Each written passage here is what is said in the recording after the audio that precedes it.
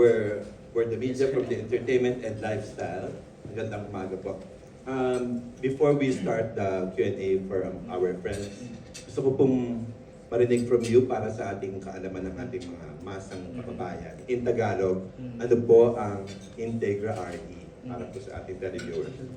Ang Integra RE is a distribution business. So nakita nyo naman, if you get a chance to visit below, ang daming suppliers for the solar business, for the renewable energy business. And ang mga suppliers na to, they focus on many different aspects. Merong batteries, merong solar panels, merong inverters, merong mounting structure.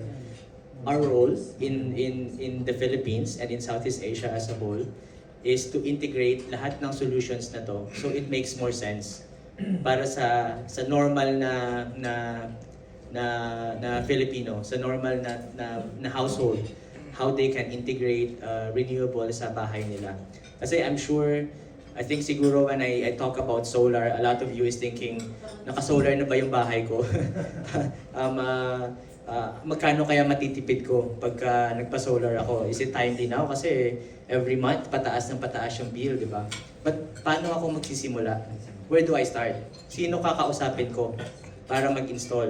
Or para maumpisahan, para matignan yung bahay ko? Magkano ba yung pera na kailangan kong ilabas? So I think a lot of you has kind of confusion around that, di ba?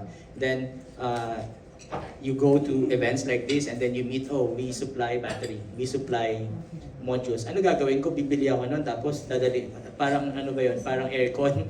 Bibiling ko, tapos may mag-i-install. So, the technology itself is not a rocket science. It's so simple if you think about it. May araw na nagko-convert on that energy into electricity, and then you have a battery. But how to make that happen? So the role of Integra RE is to integrate lahat ng technology na yon and support those businesses who are focused in terms of installation. Kasi a lot of people talk about it, but in a way, marami pa rin confusions on how do we start?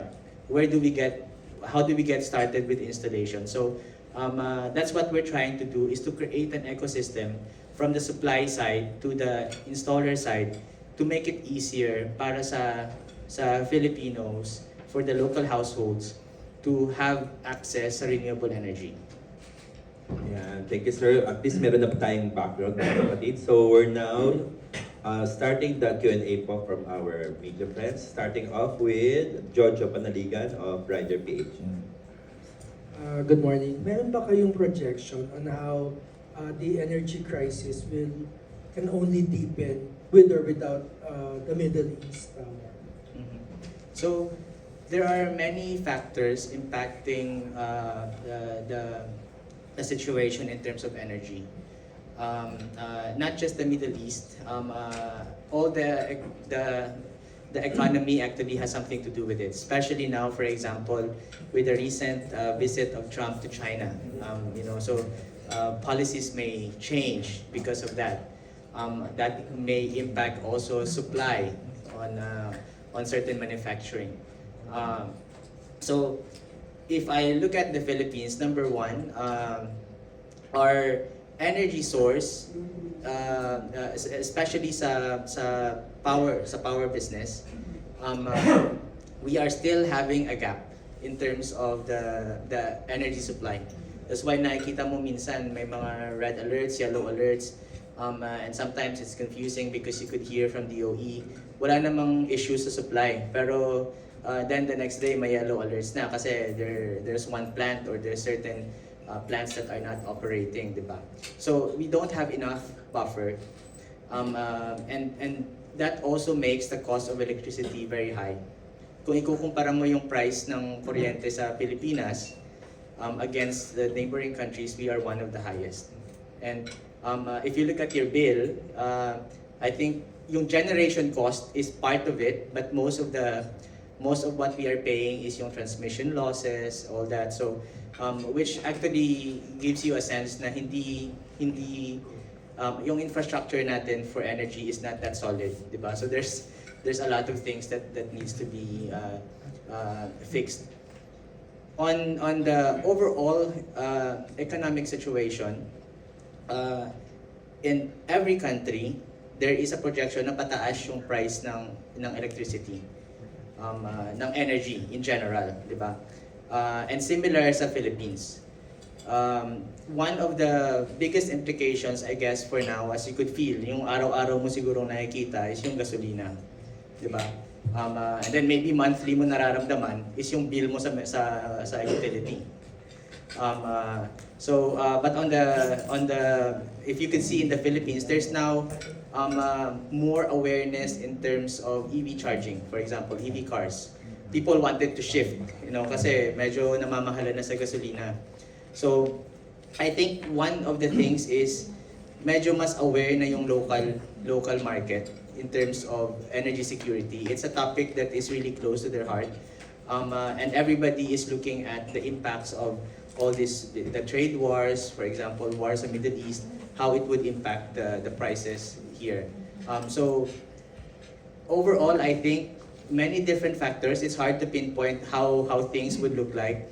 But one thing is for sure, based on what we have seen and what the historical data that we have seen, pataas yung presyo ng electricity. And that impacts many factors sa Pilipinas, diba? Inflation, cost of everything increases. So it's kind of worrisome in a way. That's why if you visit the event ngayon, if you go there later after this, you would see ang daming tao, and they're becoming more interested to find another source of energy na mas secure sa kanila. And I think that's the reason why we're here. We wanted to offer that solution. We wanted to bring that solution to the local market. Okay, thank you, sir. Our second question will come from Edwin Salian of Business Mirror. Hello, good morning. What do you intend to accomplish with your recent rebranding as Integra RE? I mean, as compared to how you were previously positioned? Yeah. So as you could see, our tagline is trusted energy, and we really believe that it's the right direction for us. Pagka we talk about energy now, medyo maraming how do you say? There's a lot of doubts in terms of supply, in terms of the ecosystem. What we wanted to build is a ecosystem in terms of renewable energy na mas madaling i-implement. That's why for us, trust is a keyword. When we rebrand Integra, we wanted to be, our vision is to be the trusted energy supplier for the Southeast Asia market. And trusted is a keyword because in the Philippines, let's be honest, medyo madaming in terms of execution, there's a lot of gray areas, loopholes in the process. And minsan that creates mistrust along the process. Diba? So that's why our name Integra is built on integrity because we operate under that mode. We operate above the law. And we wanted to create an ecosystem that helps not just the end user, pero especially yung mga businesses who wanted to move into renewables, into solar installation, as an example. Because we think it creates positive economic impact. Thank you, sir. Our next question from Jefferson Fernando of Daily Tribune. Hello sir, good morning. Good morning. Nabanggit nyo kanina na one of the highest na energy bills dito sa Pilipinas as compared to other countries. Sir, as an expert in this field, sa tingin niyo po, saan bakit ba hanggang ngayon maraming nagagalit every time na natatanggap nila yung bill nila? And where do you think we're failing pagdating sa pag-disseminate ng information? Pagdating lalo na sa power or sa energy? Yeah.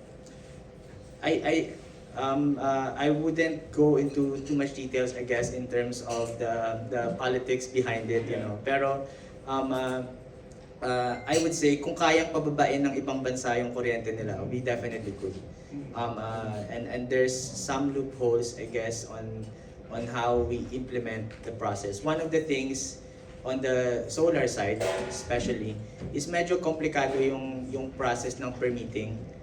So pag nagpa-install ka ng solar sa bahay mo, it's not just that they come in and then they install. They need to go through permitting process. Minsan yung permitting na yon takes a lot of time.